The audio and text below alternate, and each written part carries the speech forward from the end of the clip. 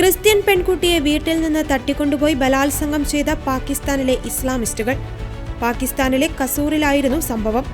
Christian പെൺകുട്ടിയെ അവളുടെ വീട്ടിൽ നിന്ന് തട്ടിക്കൊണ്ടുപോയി പീഡിപ്പിക്കുകയും തുടർന്ന് അബോധാവസ്ഥയിൽ തെരുവിലൂടെ നഗ്നയാക്കി നടത്തുകയും ചെയ്തു. കുടുംബം പോലീസിൽ പരാതി നൽകിയിട്ടും FIR രജിസ്റ്റർ ചെയ്യുവാൻ പോലും പോലീസ് തയ്യാറായിട്ടില്ല. കുറ്റവാളിയെ നിയമത്തിന് മുന്നിൽ കൊണ്ടുവരുവാൻ പ്രതിഷേധം ഉണ്ടെങ്കിലും സാമ്പത്തികമായി താഴെത്തട്ടിലുള്ള ഈ കുടുംബം നിസ്സഹായ അവസ്ഥയിലാണ്. പാകിസ്ഥാൻ പോലുള്ള മുസ്ലിം രാജ്യങ്ങളിൽ ക്രിസ്ത്യാനികൾക്കെതിരെയുള്ള ആക്രമണങ്ങൾ നാൾക്കുനാൾ വർദ്ധിക്കുകയാണ്.